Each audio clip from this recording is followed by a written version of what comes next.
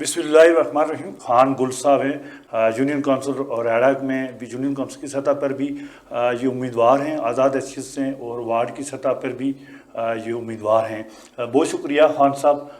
Time देने का बहुत शुक्रिया आपसे। मैं शुरुआत ऐसे करूँगा कि आप वार्ड जो है बरेड़ा यूनियन काउंसिल की वार्ड तित्रोट है गालिबन, उससे भी आप सामने आएँ, थोड़ा सा हमारे जो नाजरीन हैं उनके सामने अपनी वार्ड के हवाले से भी बात करेंगे मुख्तसर, और यूनियन काउंसिल के हवाले से भी बात करेंगे, उनकी जो तफसीलात से उनसे भी आगाह करेंगे कि यूनियन काउंसिल जो बरेड़ा है उसमें कौन कौन से एरिया आ रहे हैं। जी बिस्मिल्लाहिर्रहमानिर्रहीम। सबसे पहले तो मैं पर्ल न्यूज़ का और जुमला जो इनकी मामनीन है और दीगर अहबाब, उनका शुक्रिया अदा करता हूँ कि उन्होंने मुझे यहाँ हाज़िर होने का मौका दिया। दरअसल यूनियन काउंसिल रेहाड़ा 7 वार्ड्स पर यह मुश्तमिल है, और इसमें मेरा तल्लक जो है यूनियन काउंसिल के साथ साथ तित्रोट वार्ड से है। तित्रोट वार्ड में चूँकि 5 उम्मीदवार हैं, और इसी तरीके से यूनियन काउंसिल की सतह पर 7-8 उम्मीदवार हैं बल्कि। तो इस हैसियत से मैं समझता हूँ कि ये जो यूनियन काउंसिल है काफ़ी वसी इलाका है। इसमें रसून टोपा, लुंजगरा, तित्रोट, फिर डारगला, लाजाना, और इसी तरीके से मैदान और दीगर जो है बहुत सारे इलाके इसमें शामिल हैं, और इन पर ये मुश्तमिल है। तो बाकी ये कि मैं चूँकि इससे पहले महकमा तालीम से वाबस्ता रहा, और 1922 में मेरी रिटायरमेंट 20 फरवरी को हुई, तो मैं इससे पहले चूँकि एजुकेशन से ही मुतल्लिक़ा रहा, और उसमें मैंने जो कुछ मुख्तलिफ़ कॉलेजेस में, मुख्तलिफ़ स्कूल में मैंने पढ़ाया है, कुछ तजर्बात हैं और कुछ ऐसे मामलात भी सामने आए कि जिसकी बुनियाद पर मैंने ये फ़ैसला किया कि मैं आज़ाद हैसियत से इस इलेक्शन में हिस्सा लूँ, और फिर वो लोग के जो पिछे हुए हैं या जिनके हुकूक का ख्याल नहीं रखा गया, वो किस किस जगह पे हैं और कैसे हैं, उस बुनियाद पर मैंने इलेक्शन में हिस्सा लेने का सोचा है। खान साहब, उस सवाल पे तो आप बाद में आपके सामने रखेंगे, तो पहले से आपको ये बताएं कि ये यूनियन काउंसिल जो आपकी हराड़ा है, इसकी वार्ड है, तित्रोट वार्ड है, तो इसमें जो उम्मीदवार सामने आए, मेरी नॉलेज के मुताबिक वहाँ पे जो जमातें थी, उन जमातों ने उनको टिकट्स भी जारी किए, और ख़ास तौर पे आपको यूनियन काउंसिल हराड़े की सतह पर और वार्ड की सतह पर किसी जमात की तरफ से आपको टिकट की ऑफ़र नहीं हुई? जी, असल में इब्तदा में तो वो ये हुआ कि उनको ये यकीन ही नहीं था कि शायद ये इलेक्शन में हिस्सा लेंगे। बाद में ऑफ़र्स आती रही, लेकिन मैंने कबूल इसलिए नहीं किया कि कुछ ऐसे मामलात इससे पहले भी गुजरे हैं कि जिसकी बुनियाद पर मैं ये कह सकता हूँ कि अगर मैं किसी जमात का हिस्सा बनता भी तो शायद आज़ाद हैसियत से जो मैं काम कर सकूँगा, जिस एतबार से अगर मुझे मंतखब किया गया, तो शायद वो मैं पार्टी में रहकर उस तरीके से नहीं कर सकता था। इसलिए मैंने आज़ाद हैसियत से, मैंने चूँकि बहुत सारी तालीमी मराइल में भी बहुत सारी तंजीमों से मेरा तल्लुक़ रहा। इब्तिदा में मैं अंजुमन तलबा इस्लाम में रहा, फिर उसके बाद अंजुमन तलबा मदारिस अरबिया में रहा, और फिर कॉलेज की सतह पर मैं टीचर एसोसिएशन में भी मुख्तलिफ़ ओहदों पर मैं रहा। और अल्लाह का शुक्र है कि कुछ जो तजर्बात हैं, मैं ये सोचता हूँ कि जो नए आने वाली नस्ल है या कुछ अहबाब हैं, मैं उनके सामने भी उनको यहाँ रखूँगा, और मसाइल को भी। डॉक्टर साहब, हमारे नाजरीन को बताएंगे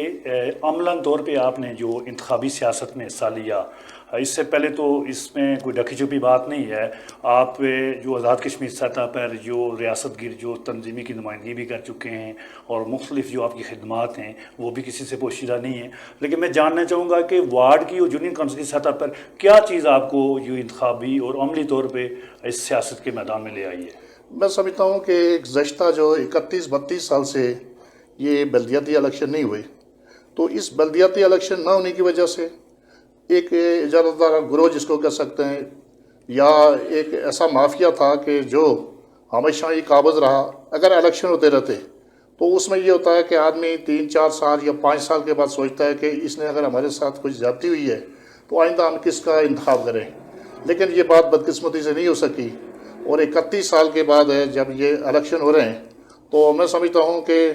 बेशुमार ऐसे मसाइल हैं। फ़र्ज़ करते हैं, मैं इन मसाइल में ये भी कह सकता हूँ कि यूनियन काउंसिल की सतह से लेकर तित्रोट वार्ड की सतह तक हर आदमी को इंसाफ नहीं मिला। उसमें चाहे सरकारी पोस्टें वगैरह हों یا یہ جو پائپ اور کھمبوں کی جو سیاست ہے، ٹوٹی کی جو سیاست ہے، اس میں منظر نظر لوگوں کو نوازا گیا۔ حالانکہ جب آدمی منتخب ہو جاتا ہے یا جس سے اللہ تعالیٰ کوئی اپنے خاص فضل و کرم سے کوئی انعام کے طور پر کسی جگہ پر آدمی اس کو اللہ عہدہ عطا فرماتا ہے، یا کوئی ایک خاص ہے جس میں کوئی اللہ تعالیٰ اس کو کوئی اقتدار سونپتا ہے، تو اس کو چاہیے کہ جتنے بھی لوگ ہیں، چاہے انہوں نے ان کے ساتھ تعاون کیا یا نہیں کیا، سب کے ساتھ یکساں سلوک ہونا چاہیے۔ لیکن ہوتا یہ نہیں ہے، ہوا یہ کہ مخصوص نظر جو پارٹی بھی برسر اقتدار آئی انہوں نے اپنے لوگوں کو نوازا۔ بے شک دوسری پارٹی میں کتنے ہی لائق اور عائل لوگ یا وہاں کیوں نہ ہوں، تو اس میں ان کو خاص طور پر کسی قسم کی کوئی پذیرائی نہیں بخشی گئی۔ اور ایسے بہت سارے کیسز میں سمجھتا ہوں اور میں جانتا بھی ہوں کہ بلکہ کل ہی مجھ سے ایک خاتون ملی، اس نے کہا کہ میری چھوٹی ہمشیرہ، اس نے 3 دفعہ امتیاز کیا، لیکن اپروچ نہ ہونے کی وجہ سے اس سے کوئی پذیرائی نہیں ملی، اور اس کی جگہ کسی اور کی جو سلیکشن تھی اوپر سے سیاسی دباؤ کے تحت دوسرے کا تقرر کر دیا گیا، اور یہاں تک کہ وہ آخر اتنے پھٹا پئی اور اتنے پریشان ہے کہ اس نے اپنے سندھوں کو پھاڑ ڈالا۔ اس نے کہا کہ کیا فائدہ ہے کہ جہاں اتنا انصاف نہیں ملتا، 3 دفعہ ایک خاتون جو ہے وہ اگر امتیاز پاس کر لیتی ہے، لیکن اس کے باوجود اگر اس کی سلیکشن یا اس کو جائز حق نہیں ملتا، تو ظاہر ہے اس سے بڑی بدقسمتی اس ملک میں اور کیا ہو سکتی ہے۔ ڈاکٹر صاحب، آپ عملاً طور پہ سیاست میں آئے اور بلدیاتی جو انتخابات میں اپنے علاقے کی صحیح معنوں میں جو ترجمانی کرنے کے لیے آپ سامنے آئے، تو اس میں آپ نے عملاً طور پہ آپ وہ انتخابی مہم میں جاتے ہوں گے، ڈور ٹو ڈور بھی مہم ہوتی ہوگی، تو آپ کو لوگوں کی طرف سے کیا چیز جو آپ کے سامنے لوگوں کی طرف سے آ رہی ہے، کیا کیا مشکلات لوگ بیان کر رہے ہیں، تو اس کے جواب میں آپ ان کو کیا یقین دہانی کرا رہے ہیں؟ جی، یقین جانے کہ بہت سارے ایسے لوگوں سے ملاقات ہوتی ہے، بہت سارے ایسے لوگوں سے آمنا سامنے بھی ہوا۔ بعضوں نے کہا یعنی سیاست سے اتنا تنگ آ چکے ہیں، حالانکہ حدیث میں آتا ہے کہ بنی اسرائیل کے انبیاء نے بھی یہ سیاست کی، اور سیاست اصل میں اگر یہ دین سے جدا ہو جائے تو یہ چنگیزی ہو جاتی ہے۔ لیکن ہوا یہ کہ بعضوں نے اس کو بعض گند سمجھتے ہیں، کہتے ہیں کہ آپ کی کیا ضرورت ہے جی آپ کو آنے کی اس گند میں۔ میں نے کہا بھائی آپ اسٹیشن پر جا کر ووٹ دے کر اس گند کی سپورٹ کر کے آتے ہیں، تو مجھے آپ اسے روک رہے ہیں، یہ بڑی عجیب سی بات ہے۔ اور دوسری بات یہ ہے کہ کچھ لوگوں نے بڑی خوشی کا اظہار بھی کیا، انہوں نے کہا کہ الحمدللہ اگر آپ آئے ہیں تو ہم بھرپور آپ کی سپورٹ کریں گے۔ ہمیں یہ امید ہے کہ چونکہ آپ کا ایک جو بچپن سے تربیت ہوئی ہے، جن بزرگوں کے زیر سایہ انشاءاللہ ہمارے ساتھ کوئی زیادتی نہیں ہوگی، تو میں نے بھی ان کو یہ نہیں کہا کہ میں دودھ اور شہد کی نہریں جاری کرا دوں گا، بلکہ میں نے کہا کہ جو آپ کا حق ملے گا آپ کو، وہ انشاءاللہ حق جس وارڈ کا اور جس شخص کا ہوگا وہ اسی کو ملے گا۔ میں انشاءاللہ یہ نہیں کر سکتا کہ ایک کا حق چھین کر یا وہاں سے کسی دوسرے کو منتقل کروں، تو اس سے انشاءاللہ آپ کو یہ تسلی رکھنی چاہیے۔ اور بدقسمتی یہ ہے کہ آج بھی لوگ وارڈوں میں جاتے ہیں، کہتے ہیں جی ہم آپ کو روڈ دیں گے، جی ہم آپ کو ٹوٹی دیں گے، جی ہم آپ کو ٹنکیاں دیں گے، جی ہم آپ کو فلاں اسکیم دیں گے، جی ہم آپ کے بچوں کو پڑھائیں گے۔ میں نے کہا بھائی یہ ساری کی ساری طفل تسلیاں ہیں کہ اتنے عرصے کے بعد آ کر پھر ہم روڈ یا ٹوٹی، یہ چونکہ یہ ساری جو ٹیکسیز ہیں یہ گورنمنٹ ہمیں ٹیکسیز کے ذریعے سے ہماری معاونت فرماتی ہے، تو بجائے اس کے کہ ہم ان چیزوں کو اپنی ذاتیات کے لیے اور مفادات کے لیے استعمال کریں، تو اس سے بھی جو ہے میرے اس الیکشن میں آنے کا، اور پھر اس کے بعد میں نے کہا کہ چلو اگر ہمیں موقع ملتا ہے تو انشاءاللہ ہم جو عوام کے ساتھ زیادتی ہو رہی ہے اس کو ہم کوشش کریں گے کہ کم از کم یہ آئندہ نہ ہو۔ ڈاکٹر صاحب، آپ کی جو خدمات ہیں، تعلیمی جو میدان ہے اس میں مختلف اداروں میں آپ نے خدمات سر انجام دی ہیں، تو ابھی عملاً طور پہ اپنے وارڈ کے جو لوگ ہیں، عوام ہیں، آپ کے ووٹر جو ان سے آپ جب کارنر میٹنگ کرتے ہیں تو آپ کو ان کی طرف سے یہ پازیٹیو جو میسج آپ لے کے چل رہے ہیں، تو اس حوالے سے آپ کو پیش رفت ہو رہی ہے؟ الحمدللہ جب بھی اور جہاں بھی میں گیا ہوں تو میں نے ان کو کہا کہ ہمارا یہ جو سسٹم ہے بلدیاتی، اس میں کوشش یہ ہوگی کہ کسی کی حق تلفی نہیں ہوگی، اور دوسرا یہ ہے کہ جو جس کو حق ملنا اس کا حق ضرور ملے گا۔ اور ہماری یہ کوشش ہے کہ الحمدللہ ہمارے بہت سارے دوست احباب ایسے بھی ہیں کہ جو فی سبیل اللہ بھی ہر جگہ کوئی کام کر رہے ہیں، تو البتہ یہ ہے کہ نشاندہی کی بات ہے، تو اس بنیاد پر لوگ ہیں کافی مجھے وہ خوش بھی نظر آ رہے ہیں، مجھے سپورٹ بھی کر رہے ہیں کہ ہمیں ایسا ہی اب ایسا ماحول چاہیے، ایسے افراد چاہیے کہ جو ہمارے مشکلات کو سمجھیں اور پھر ان کو آگے تک ہمارے پیغام کو پہنچائیں۔ اس لیے بھی کہ میں نے مختلف جو آج کل بلدیاتی الیکشن میں لوکل وارڈز کے کچھ ممبران ملے، میں نے ان سے سوال کیا، میں نے کہا بھائی آپ بلدیاتی الیکشن میں آ رہے ہیں تو آپ کا منشور کیا ہے، آپ کا پروگرام کیا ہے؟ تو آپ یقین جانیں کہ چھوٹی نمائندوں کی تو بات میں نہیں کرتا وارڈ جو کی سطح کے، تو یہاں تو جماعتوں نے بھی اپنا منشور پیش کرنا وہ عوام کے لیے ضروری نہیں سمجھا، حالانکہ انہیں یہ چاہیے کہ ہر پارٹی کا اپنا ایک منشور ہونا چاہیے، اور منشور کو سامنے رکھ کر جب وہ الیکشن میں جائیں تو پھر عوام اس پر غور کریں، تاکہ ہمیں ان کو بھی پتہ چلے کہ ہم کیا کرنے جا رہے ہیں، اور وہ عوام ہمارے ساتھ کیا مسئلہ یہ کہ ہم سے کیا توقع رکھتی ہیں۔ لیکن الحمدللہ میں نے یہ کیا ہے کہ میں نے باقاعدہ اپنے جو الیکشن میں حصہ لینے کا جو میرا ارادہ ظاہر کیا، تو میں نے باقاعدہ منشور وہ ایک بروشر کی صورت میں آپ کے سامنے وہ لاؤں گا، اور پھر وہ سارے کے سارے جو میرا پروگرام ہے وہ سارے کا سارا میں کر لوں گا، اور چند ہی دنوں میں انشاءاللہ وہ تحریری صورت میں بھی عوام کے سامنے آ جائے گا، اور عوام نے اگر اس کو سامنے رکھ کر اگر ہماری سپورٹ کی تو انشاءاللہ یہ بھی ان کے لیے بھی اور ہمارے لیے بھی بہتر ہوگا، اور ہم انشاءاللہ اس پر بھرپور عمل کرنے کی کوشش کریں گے۔ ڈاکٹر صاحب، یہ 91 میں بلدیاتی انتخابات ہوئے، اس کے بعد یہ حالیہ یہ ابھی انہیں جا رہے ہیں، تو تقریباً یہ اس کے بعد 31-32 سال کا جو عرصہ بنتا ہے، تو حکومت آزاد کشمیر کا جو بلدیاتی انتخابات کروانے کا جو اقدام ہے، اس کو آپ کس نظر سے دیکھ رہے ہیں؟ میں کہتا ہوں گورنمنٹ آزاد کشمیر بڑی مبارکباد کی مستحق ہے، انہوں نے بہت اچھا عمل کیا ہے، اقتدار کو انہوں نے نچلی سطح پر منتقل کرنے کی کوشش کی ہے، اور واقعی انہوں ایسے چاہیے، چونکہ جو نیچی کی سطح سے اگر کوئی آدمی ابھر کر یا تعلیم و تربیت یا سیاسی تربیت پا کے جو اوپر جائے گا تو وہ انشاءاللہ ایک اچھا پالیٹیشین، ایک اچھا سیاستدان ثابت ہوگا، ورنہ اوپر سے جو لوگ آتے ہیں وہ اپنے مفادات کے لیے پیسے کے زور پر آ سکتے ہیں، کسی اور مقصد کی بنیاد پر، اور وہ اس طریقے سے خدمت نہیں کر سکتے کہ جو ایک تربیت یافتہ کارکن نیچے سے ہو کر جب مختلف مراحل طے کر کے اوپر جائے گا تو وہ انشاءاللہ عوام کا بہتر نمائندہ ہوگا، اور بہتر عوام کے مسائل کو بھی وہ سمجھے گا۔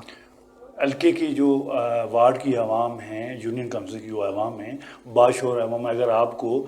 ووٹ کی طاقت سے آپ کو کامیاب کر دیتی ہے، تو آپ کو علاقے کے حوالے سے جو ترجیحات آپ کی کہاں سے شامل ہوگی، جس میں آپ ترجیح بنیاد پہ وہ علاقے کے مسائل آپ پہلی ترجیحات میں حل کریں گے، وہ کون سے؟ جی، میں تو سب سے پہلے یہ ہے کہ چونکہ